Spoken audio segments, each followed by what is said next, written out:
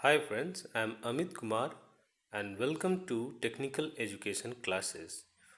In this session, today we will study about operating system. Operating system और computer hardware से related इससे पहले के जितने भी वीडियो बनाए गए हैं उन्हें अगर आप देख लेते हैं तो इस वीडियो को और आसानी से समझने में आपको और सहायता मिलेगी। And for more update, please like, share and subscribe my YouTube channel. Thank you. What is operating system?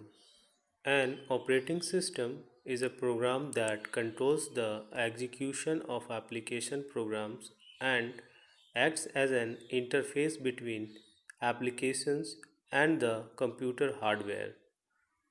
Computer hardware स्वयं हमारे लिए किसी कार्य को नहीं कर सकता, साथ ही वह हमारी भाषा तथा विचारों को सीधे नहीं समझ सकता।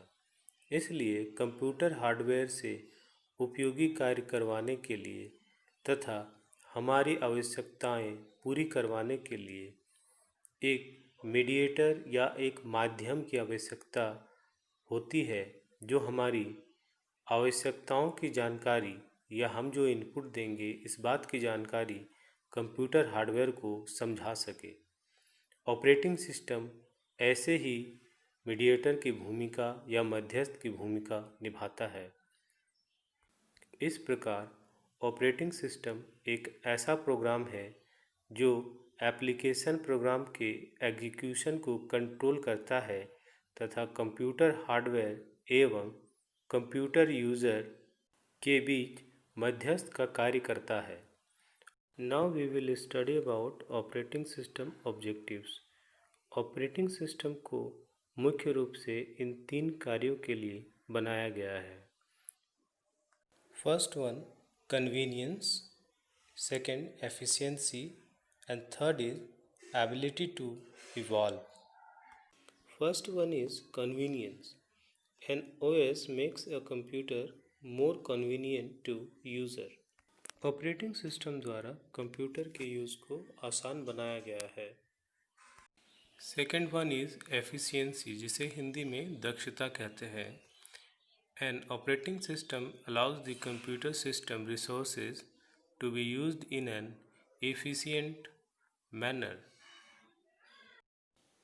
ऑपरेटिंग सिस्टम के द्वारा कंप्यूटर सिस्टम के रिसोर्सेज का सही तरीके से उपयोग किया जा सकता है। Third one is ability to evolve. An OS should be constructed in such a way as to permit the effective development, testing, and introduction of new system functions without interfering with service. Operating system को इस तरह से बनाया गया है जिससे इसके द्वारा नए कार्यों को कराया जा सके तथा इसके लिए ऑपरेटिंग सिस्टम में परिवर्तन आसानी से किया जा सके। Now the operating system as a user computer interface. The hardware and software used in providing applications to a user can be viewed in layered or hierarchical fashion as shown in the figure. Operating system प्रत्येक computer system का बहुत ही महत्वपूर्ण part होता है। Computer system को 4 components में divide किया जा सकता है, जैसे hardware, operating system, application program और यूज़र, जिसे इस फिगर में बहुत ही खूबसूरती के साथ दिखाया गया है। कंप्यूटर हार्डवेयर के अंतर्गत सेंट्रल प्रोसेसिंग यूनिट, मेमोरी और इनपुट आउटपुट डिवाइसेस आते हैं। ये कंप्यूटर के मेन रिसोर्सेज माने जाते हैं। एप्लीकेशन प्रोग्राम के अंतर्गत कंपाइलर, डेटाबेस सिस्टम, गेम्स और बिजनेस प्रोग्राम आते हैं। एप्लीकेशन प्रोग्राम के द्वारा कंप्यूटर के इन रिसोर्सेज का उपयोग करके यूज़र की समस्याओं को हल किया जाता है। कंप्यूटर के अलग अलग यूज़र हो सकते हैं, जैसे कोई ह्यूमन, कोई मशीन या दूसरे कंप्यूटर, तथा इन सभी में अलग अलग ऑपरेशंस या वर्क हो सकते हैं। इन ऑपरेशंस को सॉल्व करने के लिए अलग अलग एप्लीकेशन प्रोग्राम्स की ज़रूरत होती है। ऑपरेटिंग सिस्टम डिफरेंट यूज़र्स के डिफरेंट एप्लीकेशन प्रोग्राम के बीच हार्डवेयर और उसके यूटिलाइजेशन को कंट्रोल तथा एग्जीक्यूट करता है। Now we study operating system as resource manager. A computer is a set of resources for the movement, storage and processing of data and for the control of these functions. The operating system is responsible for managing these resources. Computer system के कई resources होते हैं, जैसे CPU time, memory, input output devices etcetera.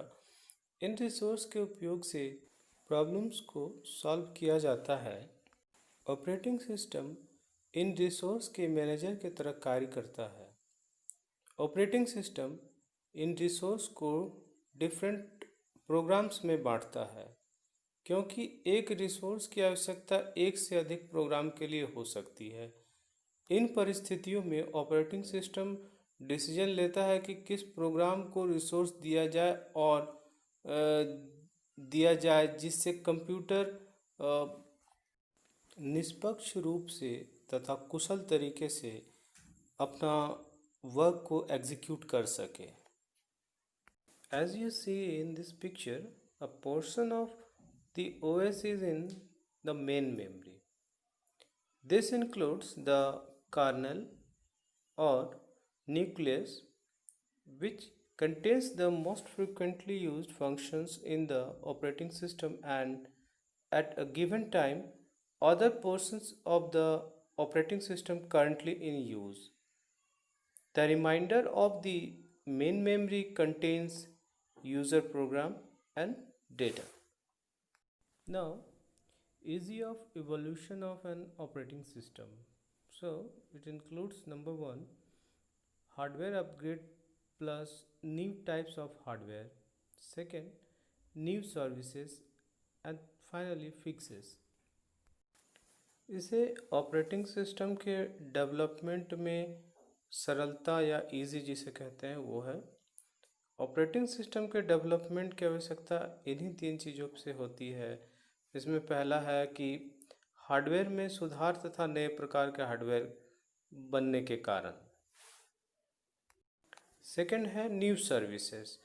User की नई आवश्यकताओं को पूरा करने के लिए ऑपरेटिंग सिस्टम को नई सर्विस प्रोवाइड करनी होती है ताकि वो डाउनग्रेड नहीं हो जाए, वो अपग्रेड होते रहे। And finally third one is fixes. Operating system में कुछ कमी हो सकती है जो उसके यूज़ के समय सामने आती है, वो पहले सामने नहीं आती है। इन कमियों को दूर करने के लिए ऑपरेटिंग सिस्टम में बदलाव किए जा सकते हैं। ऑपरेटिंग सिस्टम में बदलाव की ज़रूरत को देखते हुए इसकी डिज़ाइन बनाई गई है। इसके लिए ऑपरेटिंग सिस्टम के मॉड्यूल में तोड़ा गया है तथा विभिन्न मॉड्यूल के बीच इंफॉर्मेशन के आदान प्रदान की पूर्ण रूप से डिफाइन किया गया है। जैसे कि हम लोग देखते हैं कि कोई ऑपरेटिंग सिस्टम आया तो उसका बीटा वर्जन आया, फिर उसके बाद कुछ और वर्जन आया, उसके बाद फिर उसका बेसिक पैक आता है, फिर फाइनली उसको डेवलपमेंट करते करते एक फाइनल स्टेज तक ले जाते हैं। तो आज के लिए बस इतना ही। नेक्स्ट क्लास में फिर नए चैप्टर के साथ हम लोग आते हैं। Thank you.